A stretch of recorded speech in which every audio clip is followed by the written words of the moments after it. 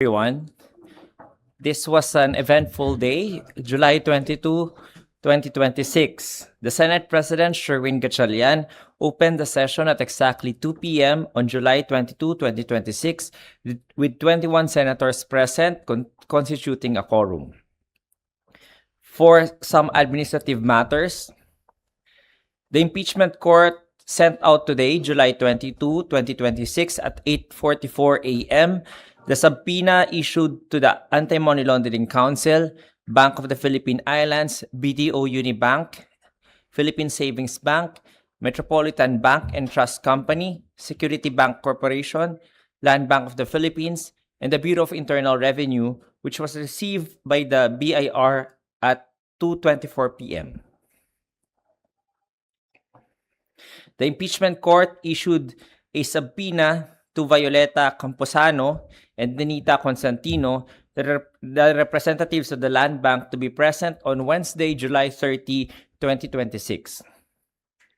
For incidental matters, the presiding officer Escudero reminded everyone that the affidavit of Mr. Las Cañas should not be taken as the truth, authenticity of what was stated therein, but as merely for the limited purpose of proving that it was issued by the NBI as an open source information only. The presiding officer Escudero also clarified that the impeachment court has no majority or minority and that it is fair in liberally applying extensions of time to make clarificatory questions or interjections upon the point of order raised by Senator Judge Raffy Tulfo on the length of time spent in asking or making clarificatory questions or interjections. The presiding officer Escudero also reminded the parties on the transfer of markings and comparison of video evidence to be held tomorrow, July 23, 2026 at 10 a.m. He also highlighted the fact that the House Prosecution Panel only spent 6 days out of 11 days allotted for Article 4, for which 3 days were allocated for administrative matters. The presiding officer Escudero also gave a soft suggestion for both the parties to reconsider the appearance as counsels of their respective spokespersons in order to avoid possible violations of Rule 18 of the rules. For the presentation of evidence in chief for Article 4, the Respondent's Counsel, Attorney Vinluan, continued his cross-examination of witness NBI Director Attorney Melvin Matibag. House Prosecutor Congresswoman Jervel Luistro manifested that the House Prosecution Panel will not conduct any more redirect examination. The witness was excused at 4:37 p.m. In the middle of the cross-examination, Senator Judge Ping Lacson interjected to clarify the recommendation of his committee to file perjury cases, but he never filed such pertaining to the testimony of the person referred by the witness, Arturo Las Cañas. During the continuation of the presentation of the prosecution's evidence in chief, Senator Judges rigorously interpellated the witness and manifested critical observations to the respective panels. For the guidance of the media, the court's inquiries have been categorized into 5 major evidentiary themes. Theme number 1, substantiation of the alleged contract and profiling of persons of interest. Senator Judges scrutinized the NBI's timeline, the evidentiary threshold of confirming the existence of a contracted assassin, and the criteria for designating individuals as persons of interest. Senate President Sherwin Gatchalian and Senator Judge Amy Marcos tested the definitiveness of the alleged murder contract. Senator Marcos highlighted an investigative timeline issue, questioning how the NBI can be certain a contract exists while simultaneously expressing uncertainty regarding the identities of the persons of interest. Senate President Gatchalian asked about the probability that these POIs or persons of interest might ultimately turn up nothing. Presiding Officer Chis Escudero probed the operational details, inquiring if actual payment to the alleged contracted person had been established and whether that individual's background legally factors into assessing the seriousness of the threat. Senator Judge Erwin Tulfo demanded specifics on the methodology the NBI utilized to formulate findings regarding the hiring of an assassin, how individuals are elevated to POI status, and requested their specific backgrounds. Senator Judge Risa Ontiveros and Senate President Gatchalian focused inquiries on the Vice President's security complement. Senator Ontiveros asked how many security personnel were considered as POIs and if their sheer volume factored into the NBI's assessment of the threat's believability and capacity. Senate President Gatchalian formally clarified for the record that these security members are government personnel subject to routine reassignments. Senator Judge Bam Aquino verified whether the investigation into these POIs encompasses transnational crimes, noting its inclusion in the governing administrative order creating such. Theme number 2, mandate, scope, and interagency coordination and task force. Senator Judge Villanueva inquired into the task force's agenda over the next 3 to 6 months, asking if its investigatory scope is limited strictly to individuals surrounding the Vice President or extends to broader allegations regarding the Davao Death Squad or DDS.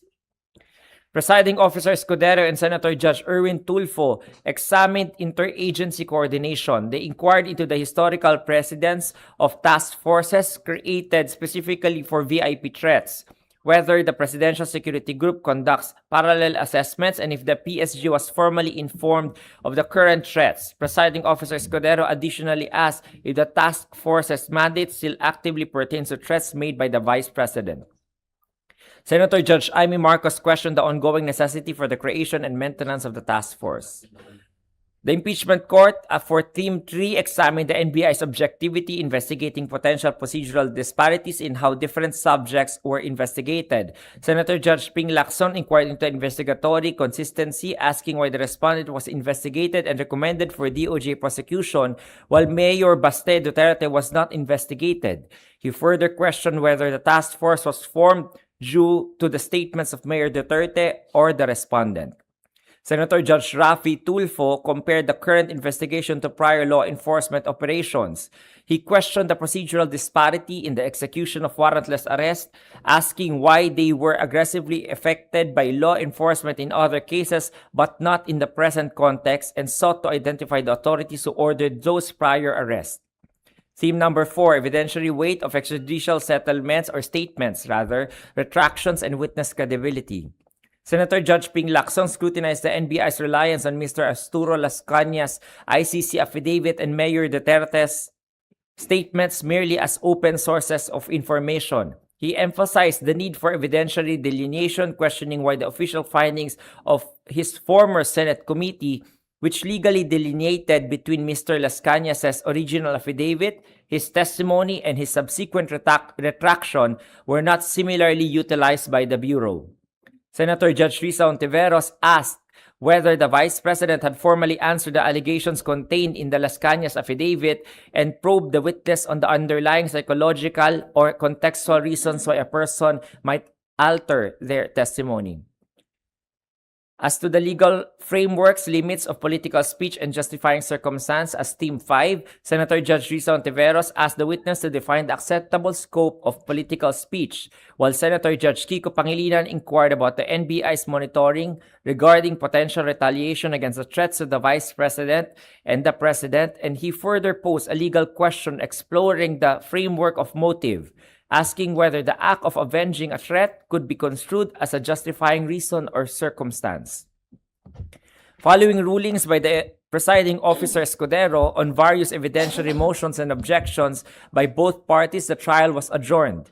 Pursuant to the rules of procedure on impeachment trials, the impeachment court will resume session on Wednesday, July 30 at 10 a.m. The agenda is the start of the presentation of the House Prosecution Panel's case-in-chief for Article 2, with its first witness, Nenita Constantino and Violeta Camposano, both from Land Bank. Okay. So 29 yung July, yung Wednesday next week. Di ba July 29? Nabanggit yung July 30. 29 ba? 29, rather, 29. 29 is Wednesday. Opo. Wednesday, yes. Sorry, I correct myself. July 29. Attorney, question po. Walang kinalaman doon sa trial this afternoon. Doon lang po sa mga sabina sa bank and tax records ng Vice President. Duly served na po ba yung mga subpoena at isa pa, meron ho kasing mga manifestation yung nasa 5 senators. Ano ang magiging epekto ng manifestations na yon Mhm. sa ruling na isubpoena na yung mga documents? Isa-isa po, no? Yung una, yung mga manifestation po yun ay for the records only. Hindi na po yun makakaapekto doon sa current standing ng resolution as implementable by the impeachment court. So, na-serve na po yung subpoena kanina, 8:44 a.m. po inilabas ng Sergeant at Arms. Dito po yung subpoena at natanggap naman ng BIR ng 2:24 p.m. As to the others, I need to check the dates and time ng return ng ating process server po para malaman ko yung specific na mga oras. Pero as to BIR 2:24 p.m. na-receive yung subpoena. Ayun, opo. So, yung manifestations or oppositions to the order to subpoena those documents ay para na mailagay na lang po sa record. Tama po. Tama po. For future references po na lang ng mga future impeachment courts. And then, pwede ho bang malaman na kung ano yung gist ng manifestations ng individual senators? And tama ho ba? Separate manifestations yon dun sa 5 senators? Tama po. Tama po. Basically, yung mga legal issues lang rin po na raise ng both parties, ng mga depensa, yun lang po yung mga tinalakay dun sa mga manifestation. They had an extended discussion ng mga points of view nila regarding the application of these laws to the impeachment case at saka kung sino po yung pinapanigan nila doon sa mga legal views na inilatag doon sa mga memoranda. Thank you po. Attorney, good afternoon po. Attorney, based po kanina sa sinabi ni Presiding Officer Escudero regarding the prosecution and the defense to consider having a different spokesperson po, were there any statements based on previous conferences that were made by both the prosecution and the defense na were flagged by the impeachment court? Actually, wala na pong nasabi sa akin si presiding officer. However, the impeachment court is just mindful and just giving a friendly guidance to both parties because, of course, namomonitor din naman po ng ating mga senator judges yung mga bawat parties at saka yung mga spokespersons po nila. So, tinitingnan lamang po nila na baka posible pong magkaroon na in the future na possible na ma-break nila yung thin line ng kanilang duty po under Rule 18. Kasi po ang nakalagay po sa Rule 18, all the parties and their counsels, so kung enter po sila ng appearance as counsels, then they are bound by Rule 18. So yun lamang po, pinapa-friendly paalala lang po ng ating impeachment court na presiding officer. So we're looking into most probably baka lang po magkaroon Baka ng lang change. po, wala pa pong determination of any violation. Okay, last question na lang po, Attorney. Regarding the Precautionary lang. Okay. Regarding po the statements made by Senator Pia Cayetano earlier, what's the relevance po, if there is any, regarding the Senate shooting incident to the impeachment trial? I can only comment po doon sa official action sa impeachment court. Yung manifestation po ng separate senator judges, yung motive po nila, I cannot hazard a guess as I was not privy to kung paano po nila na-formulate yung mga questions na yon. However, kung titingnan naman po ninyo, tinetest niya lamang po siguro yung witness doon sa propensity niya kung nagsasabi po siya ng totoo o hindi po. So, part po yun ng isang deliberation ng isang korte kung yung witness na yun ay papaniwalaan niya o hindi. So, I think dun po pumunta yung ating Senator Judge Pia Cayetano when she asked those questions to the witness. All right. Thank you very much, Thank you Attorney. Hey, Attorney, good afternoon. Tatanong ko lang ho, yung bakit ho si Director Matibag attended the impeachment trial without the receipt of subpoena from the impeachment court? Would that be possible po ba na kahit walang subpoena, just by As you remember nung first na pinatawag si NBI Director Matibag, he was asked to be issued a subpoena by the House Prosecution Panel. Kaya nagsulat po siya, nagbigay po siya ng liham na hindi siya makakarating ng Lunes. At nung pinagbigyan naman po at dininig yung rason na yon ng impeachment court, tinanong po ng presiding officer yung House Prosecution Panel kung ang pag-attend po ba ni NBI Director Matibag ay kinakailangan pa ba ng susunod na subpoena kasi natapasok na yung subpoena, hindi siya nakapunta nung mga araw na dapat siya pumunta. So, kaya sabi po ng House Prosecution Panel, hindi na po kinakailangan siyang isyuhan na subpoena for that. So, yun lamang po yun. So, ang korte po, umaakto lamang po siya kapag may request ang both parties. Without any request po, it cannot issue motu proprio a subpoena. Alright. Next question ko naman po, attorney, is may mga yun nga yung kaninang yung kaninang nirereklamo ng mga senators na may mga iba sumusobra ng 2 minutes dun sa interjections and sa manifestations. Tingin niyo po ba maghihigpit po dito yung impeachment court on implementing yung 2 minutes? If you consider it, mahigpit na nga po yung yung ating presiding officer dahil na rin kay Attorney Anica, no, siya yung nagre-ring, consistent naman po yung pagbebel ni Attorney Anica noon. At pero doon sa medyo sumusobra ng konti sometimes, makikita naman ninyo medyo mahigpit si presiding officer, papaalalahan niya, please wrap up, 'di ba, sasabihin niya. So, yun na yung parang last sentence mo na yan. Parang yun na yung warning doon sa Pero of course, as a matter of committee and a matter of courtesy as well to a fellow senator judge, medyo binibigyan ng konting leeway. No? So talagang kailangan lang niya balansehin ng ating presiding officer. And I think he's doing very well in balancing the interests of all the other senator judges and even the parties and the public as well. Okay. Attorney, last question ko na lang po to. Balik ko tayo sa NBI. Sakali po na magkaroon ng development sa investigation ng NBI, kahit na nasa ibang articles of impeachment na, would this be noted by the impeachment court?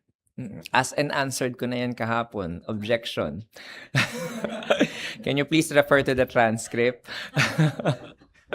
Well, anyway, yung dyan, yes, it is an ongoing warning po doon po, admonishment, no, paalala po sa ating NBI director na mag-ingat po doon sa mga statements niya in the future po. But other than that, he is already very politically savvy as well, and very mature individual po in terms of our political scene. So he already knows as a lawyer as well how to be able to properly comply po doon sa admonishment na yon. And I'm sure with any investigation naman po, fair and true reporting lang ang gagawin ng mga ahensya ng ating gobyerno. Alright, thank you po. Hi, magandang hapon po, Attorney. Hi Attorney. po. Wala rin kinalaman sa trial kanina, pero may mga nagtatanong lang kung magkano ba ang ginagastos ng impeachment court every trial day, at saan kinukuha ang budget na ito? Yeah, actually may nagtanong na yan sa akin nung first few press briefings natin. I already brought it up to the Senate President Sherwin Gatchalian, and I forgot to ask the numbers from him. So I would need to get back to you about that, siguro by next week. At saka may letter pa daw na parang yung defense panel, or si VP Sara sumulat daw kay Senate President na pinasya-shoulder yung catering, logistics every time they attend to the trial. Yun ba'y sagutin ba talaga ng court ang gastos, logistics for accommodating both the prosecution and the defense sa kanyang bakuran? I'm sorry, I need to get back to you about that information. I am not privy to that information. And also, medyo labas na ng pay grade ko yan, no? Yung about sa finances ng Senado, hindi ko po scope or area of responsibility yan. I would need to ask clearance and then kung meron pong information about that. Thank you. Attorney, during the questions po ni Senator Judge Padilla kay Director Matibag, may na-call out po si Senator Padilla na may nag-side comment. Kindly enlighten us, ano po bang nangyari doon? Yung kanina po, mga ano lang po yon kasi may mga reaction po doon sa statements ni Senator Judge Robin Padilla. Tapos yung, I think napanood nyo naman po lahat, no? Yung sinabi niya na parang pinapanigan yung House Prosecution Panel. So I think the House Prosecution Panel was just making a gesture lang na sinasabi na kasi prosecution kami, parang ganon. So talagang may side kami. So I think yun lamang po yung yung concern ni Senator Judge Robin Padilla na ni-raise niya po sa presiding officer, kaya po nagpaalala yung ating presiding officer na to be silent and to behave when we are convened as an impeachment court. Sir? One last question. As we move forward po sa Article 2, kindly refresh us kung ano po yung madidiscuss doon, ano po yung pwedeng matanong doon sa dalawang witnesses po na ipapatawag po. Okay. Yung sa Article 2 po, it is about unexplained wealth. So, yung mga pinasabina po na mga testigo at saka po mga dokumento, sabina doon sa STECUM tsaka testificandum, sanay na kayo doon sa mga terminology na yun. Yung next week po nakaschedule, yung mga land bank representatives po, I think mga cheque yung dadalhin po nila at nakakomply na rin po nila yun na ibigay na nila sa clerk of court yung mga checks na pinasabina do sa STECUM. At yun po, I think they will just identify based sa purpose na nilagay sa pre-trial brief, na i-identify nila yung mga checks na yun as existing at saka yung flow po ng money. So, yun lamang po yung purpose ng testimony niya. As to the more specific and general purpose, maririnig po natin yan kapag pinatawag na po sila, tapos tatayo po yung prosecution counsels at sasabihin po nila, mag-offer of testimony po sila. So, doon po sa offer of testimony, yung very specific na purpose for the witnesses. So, what I can just say is the general purpose na nilagay po nila sa pre-trial brief nila. Attorney, balikan ko lang po dun sa incident kanina kay Senator Judge Robin. Ano pong pinarasahan po ba o kung may sanction yung mga sinita kanina dun sa... Wala naman po. General, lang po yun, reminder lang ng ating presiding officer sa lahat na just to be mindful about their behavior and demeanor in the presence of the impeachment court, na wag mag-make ng extra noise and actions. Okay. And attorney, yung article na susunod natin, yung article 1, siya yung pinakamahaba na trial days base sa pre-trial order. Asahan po ba natin na Article 2. Article 1, sir, yung susunod? Confidential. Parang 31 trial days po. Nalito na rin ako. Article. Nalito na rin ako. So- Yes, yung misuse of confidential funds, no? So, I think mas mahaba-haba yun kasi mas maraming mga dokumento at ebidensya yung ipapalabas doon, no? Pero yung mga, kaya nakalista kasi lahat yun sa pre-trial order natin. So, yung mga number of witnesses that they are going to call are very comprehensive. So, kaya medyo mahaba-haba yung mga witnesses list natin doon. And the number of days na allotted for each witness. Pero, Dalawang land bank, you're referring to Article 1, the confidential. Yes, confidential. Sorry, rather. Yeah. Confidential funds. so, Yung sir, Article 2 pa pala, wala pa pala. Yeah. sir, aasahan ba natin na parang ganito rin na mas mapapaiksi or possible? Tama, ganito rin. May mga days na maigse, may mga days na mahaba because there are witnesses listed in the witness list ng House Prosecution Panel na for authentication lamang. For document authentication lang. Kaya katulad ng mga land bank representatives, 2 po yung nakasalang sa atin next week So, doon sa dalawa na yon, baka mabilis lamang po yung pagtatanong sa direct examination tsaka sa cross. Or baka po, kung authentication lang yun, baka stipulations lang po ang pwedeng mangyari, kaya maikli lang. So, yun po yung mga possibility within the realm of possibilities. Attorney Angelo po of Bombo Radio. Attorney, sa statement lang po ni Senator Judge Alan Cayetano, yung sinabi niya na may Senator Judge for the prosecution and Senator Judge for the defense team. Ano po yung take ng impeachment court dito, knowing na meron silang mandato na kailangan nilang maging impartial as Senator Judge? Sorry, can you repeat that? Yung statement po kanina ni Sen Alan na meron po daw Senator Judge for the prosecution and Senator Judge for the defense. Ano po ba yung take ng impeachment court dito, knowing na kailangan nilang maging impartial as Senator Judge dito sa impeachment trial? Katulad ng sinabi ni Presiding Officer Escudero, noted. So, yun lang po yung official na ano doon, noted. Thank you, Attorney. Follow up ko lang po yung tungkol sa letter ni Vice President Duterte. Yung nire-request niya na sagutin ng Senado yung expenses. Would you know po kung napag-usapan na ito ng Senator Judges? And pwede nyo i-confirm yung sulat ng Vice President? I cannot confirm nor deny the existence or authenticity of that letter kasi hindi pa po kami nakakapag-usap about that. Even the Senate Secretary, hindi ko pa rin po natatanong about that. So I don't have any comment about that letter for the meantime. Okay po. Ang request po kasi doon sa nabasa namin, attorney, ay sagutin ng Senate yung expenses sa pagkain, tapos bilhin lang doon sa official caterer o accredited caterer ng OVP. Opo. Pero as far as you know, KKB po ba yung prosecution at defense doon sa kanilang mga food and beverage?